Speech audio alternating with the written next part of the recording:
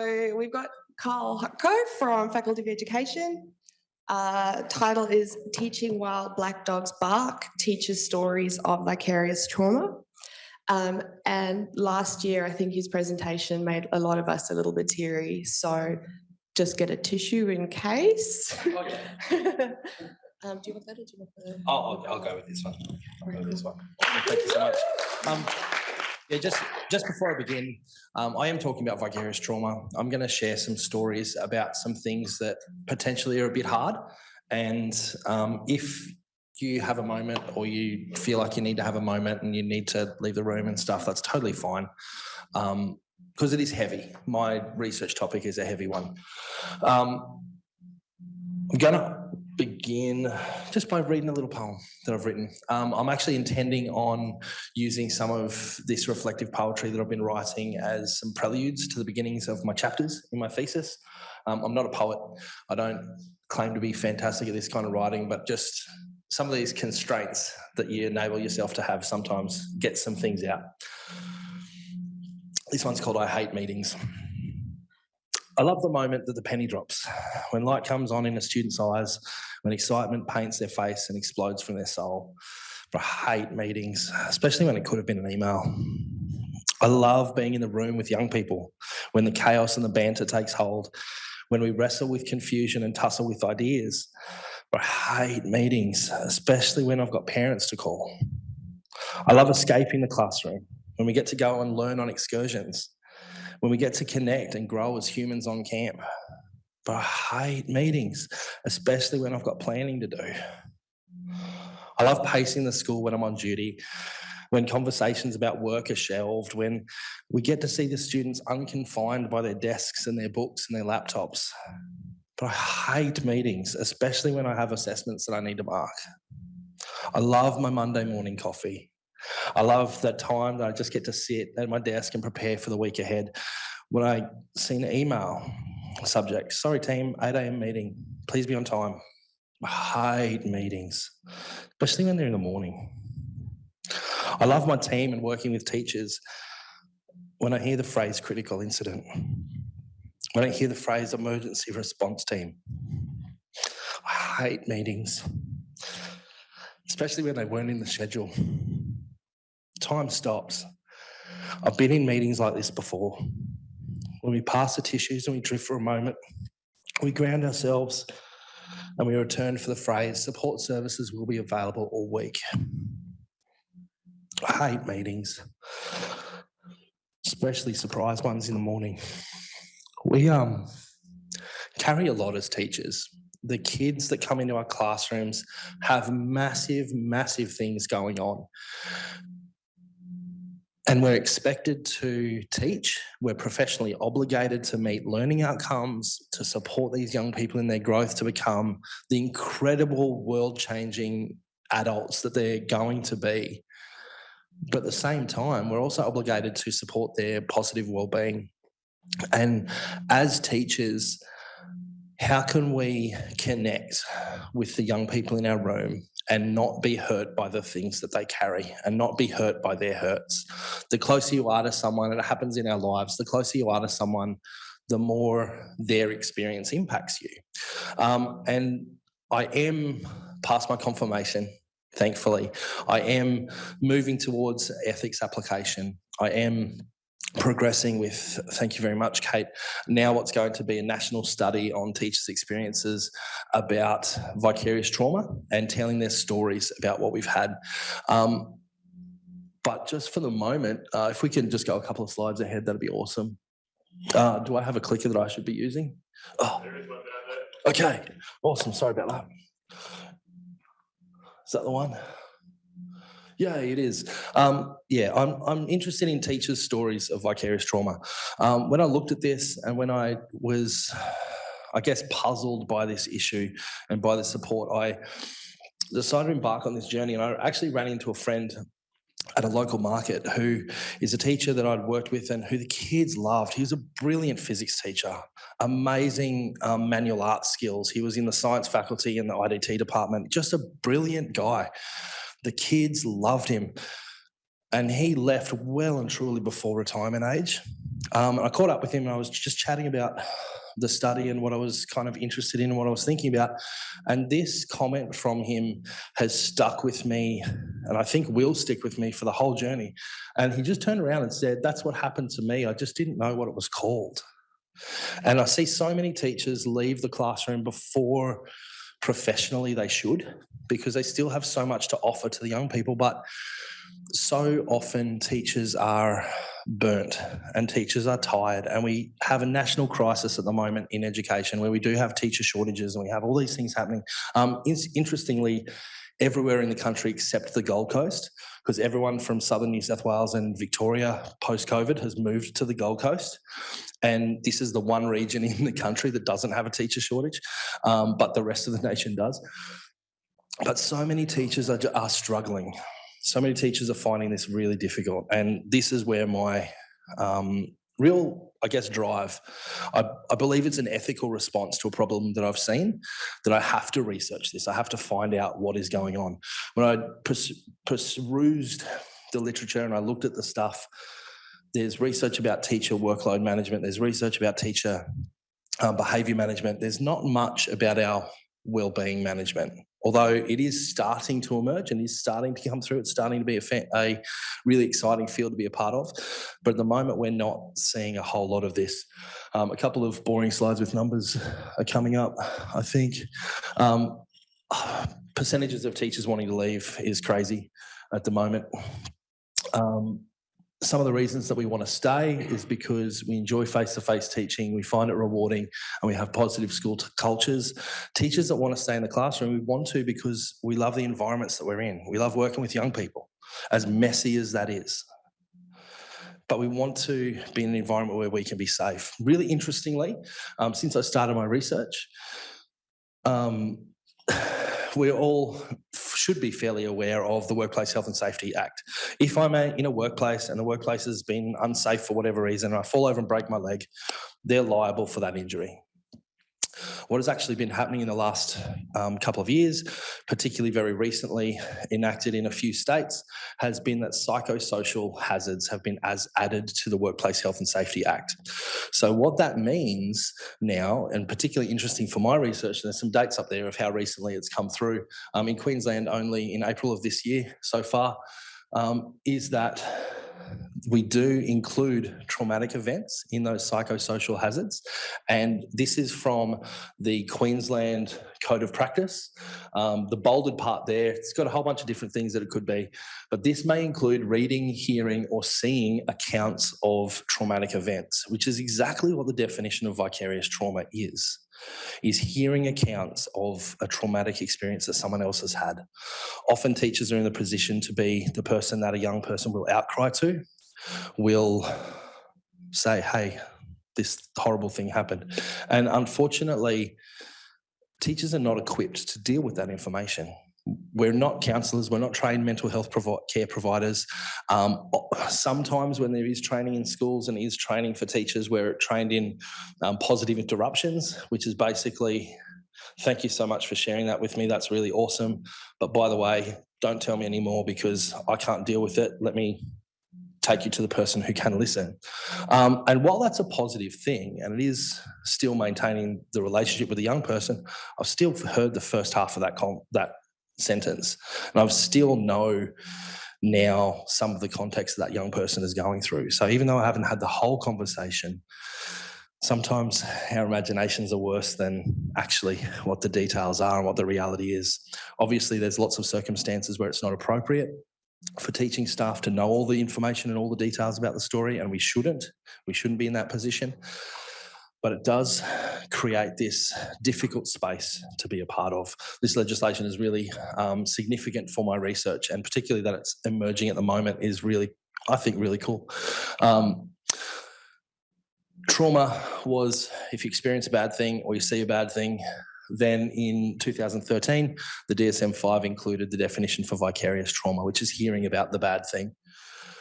Also, interestingly, in that diagnostic tools definition, it is not hearing about it through digital media.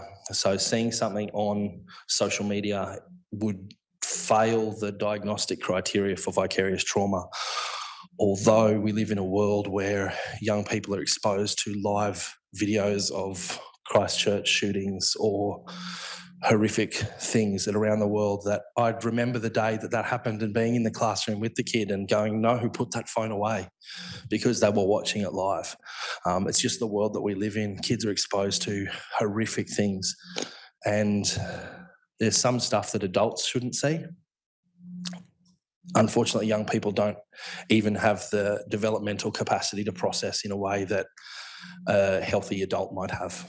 So when they're exposed to similar things, it can be far more long-lasting and far more significant, the experience that they have and the outworking.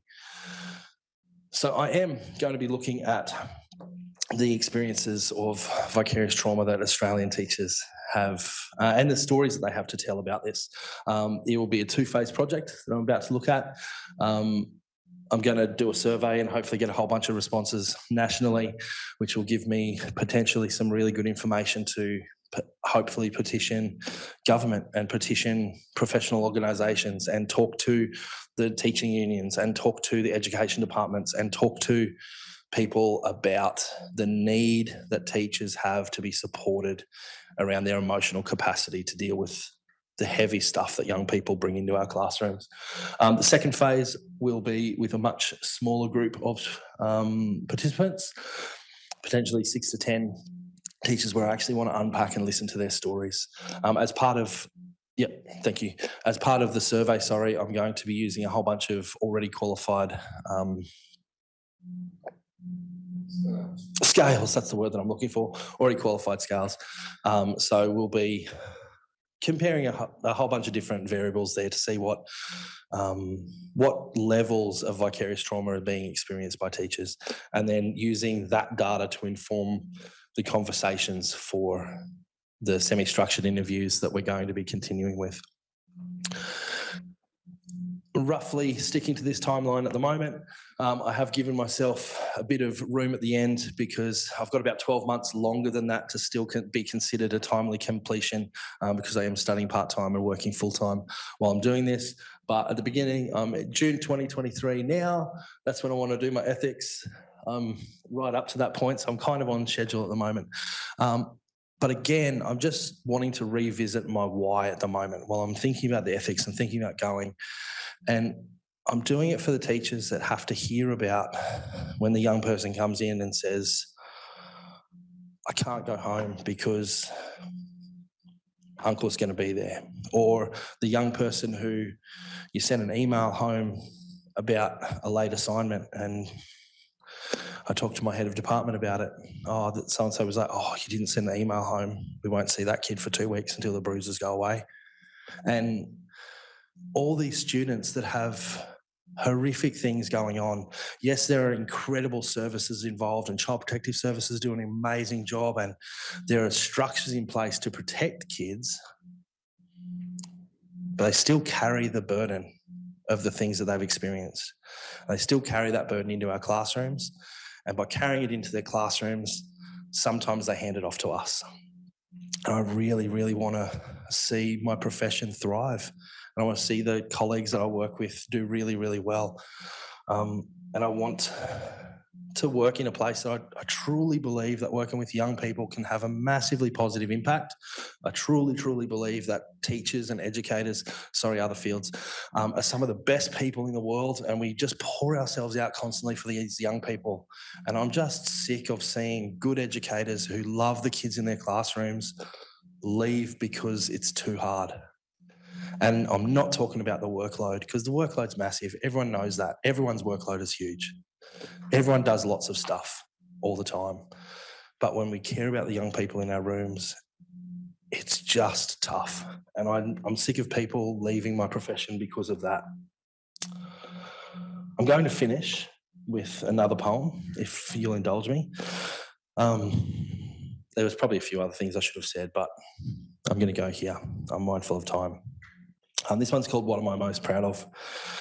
Morning check-in. Students trickle in, smiles and waves. Hey, how were your weekends? Seats out, bags down. Can I fill my water bottle? Headphones in, pockets, iPhones on mute, laptop open, a roll is marked. Okay, class, just going to give you a couple of minutes here You don't have to share if you don't want to, but we're halfway through the term and we're about to get real busy with assignments. Sometimes, to get the strength to step forward, we need to look back. As we approach our assessments, I want you to think about what's the thing that you're most proud of doing or achieving last week. A few playful looks, a few more thoughtful ones. I learned a new song of guitar. I cooked dinner last week for my mum. My Rubik's Cube tie-bin's down, sir. I just got my P's. Stories and high fives and fist bumps and smiles. We're all stronger for next week's challenge when we remember last week's win. The clock hand moves, the bell rings. Seats out and bags up. Don't forget your water bottle. Headphones in ears and iPhones on shuffle. A quiet, shaky voice. Sir, you asked what I'm most proud of. I'm most proud of how I handled Dad's diagnosis. Tear-filled eyes, a single wet cheek. How can she walk off to class and assignments now? How can we be strong enough for tomorrow's challenge when we're still remembering the one from last week? What I'm most proud of this week isn't a what, it's a her.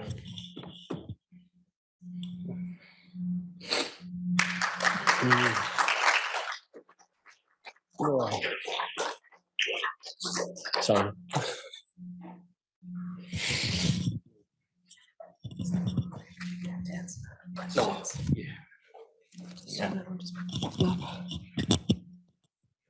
No. Wow, okay.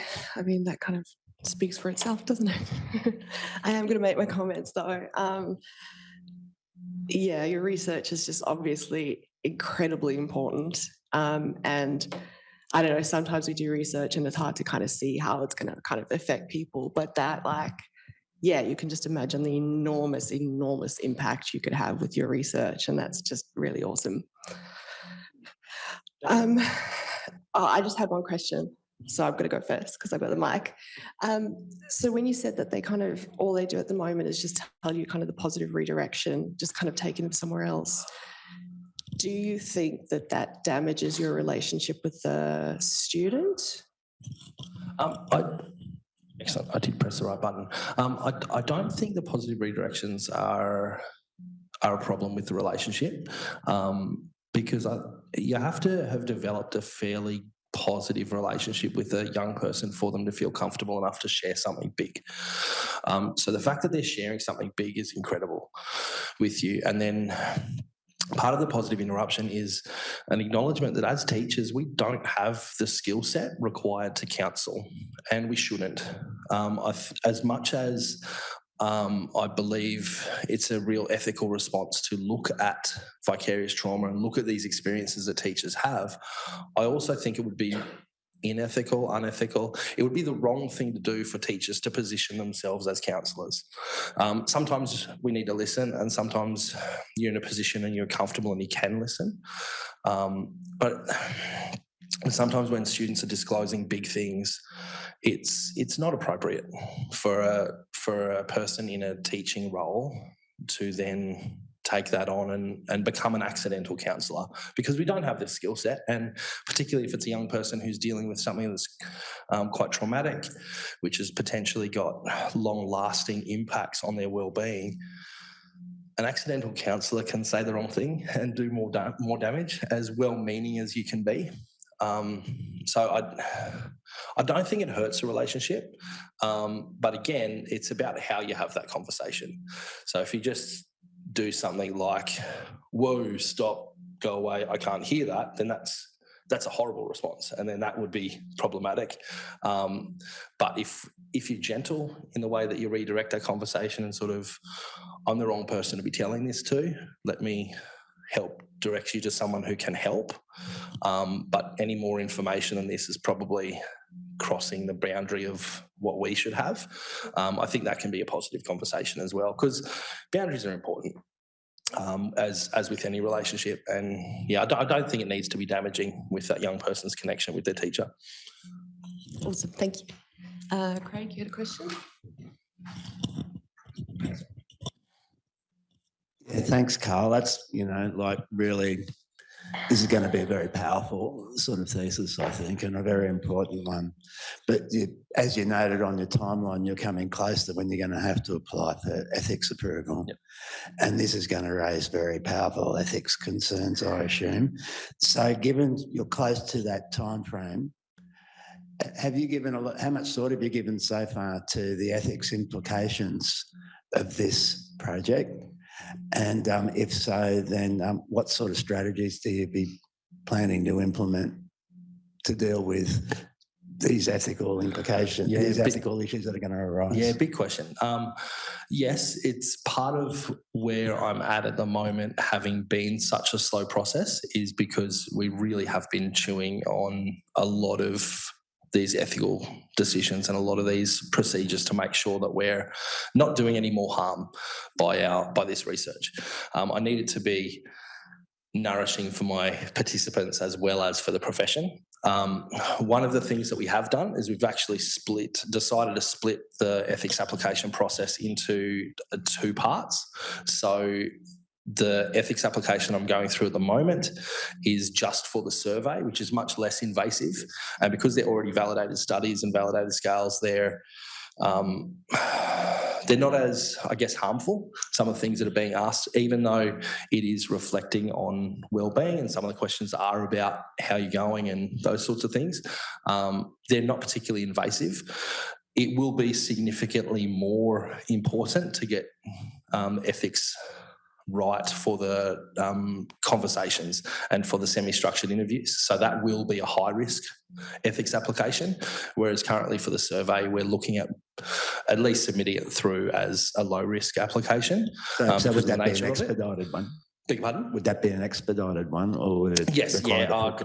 I haven't been through the process, so I don't exactly know how it goes. But yes, I think it's an added thing that I add at the end for the second phase. But the first phase is just looking at the survey. Thankfully, one of my supervisors is incredibly experienced in the ethics process, and so she's a wonderful, helpful resource for me. And although she'll have to step aside for my particular application, she is currently the chair of ethics. Be led by an expert. So she's not going to let me put it through unless she's really confident, because she doesn't want me to embarrass her. To be perfectly honest here.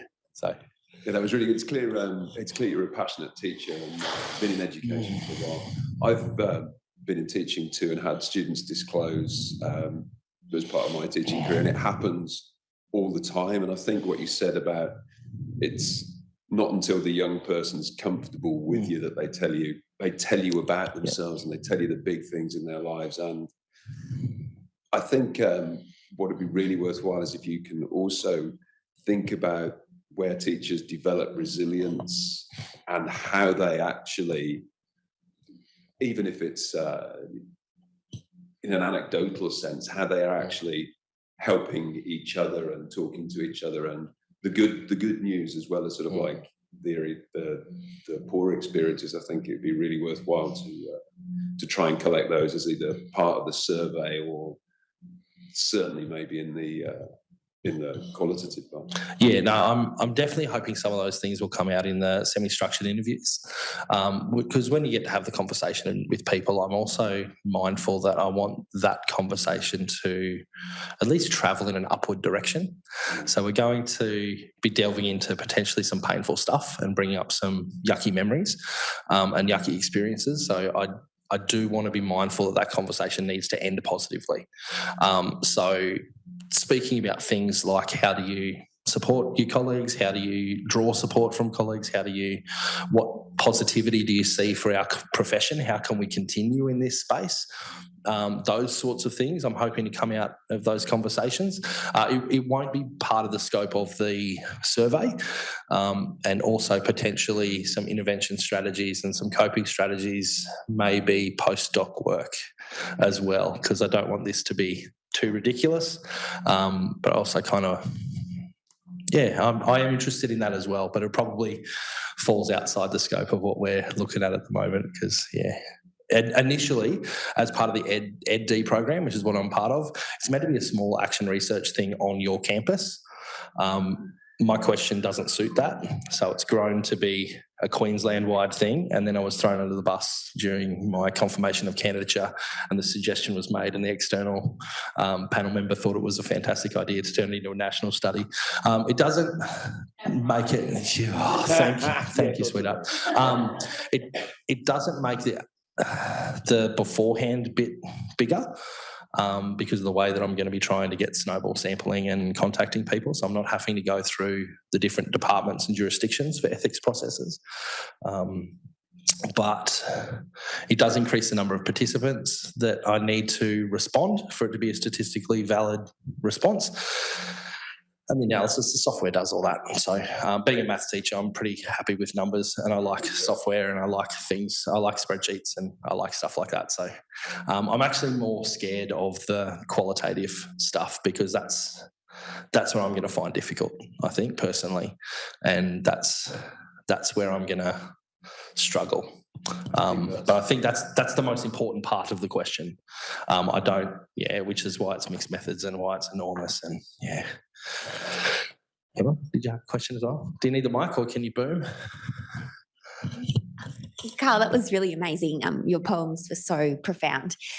Just a quick question for you. The psychosocial code of practice that has come out, I know it's only been a couple of months in Queensland, but has the school that you worked for changed anything, or maybe it's personal, you don't have to disclose, in so far as training for teachers or policies around vicarious trauma?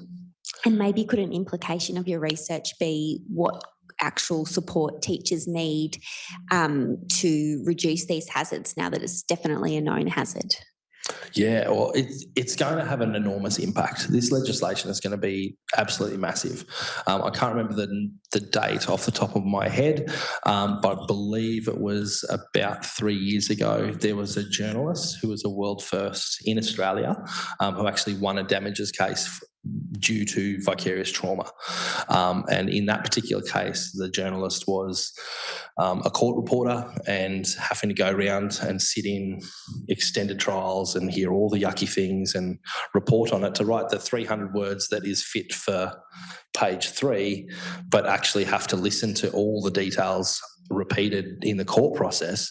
They actually won that damages case, which sets a legal precedent, which is really interesting. And I know that that's a different context to teaching, but it is the legal precedent of vicarious trauma winning a damages case. Then we see this legislation come through, and in my particular workplace, I was really... I absolutely love where I work. It's amazing. The admin, as soon as this legislation came through, the HR person at the very next staff meeting got up and said, hey, by the way, guys, this has changed. We all need to be aware of this. It's going to take us some time to update our policies, but like immediately it was transparently communicated to us as a staff. I obviously don't know what other schools have done with that, or necessarily if every school is even aware of this legislative change. Thankfully, I'm in a workplace that they are mindful of it.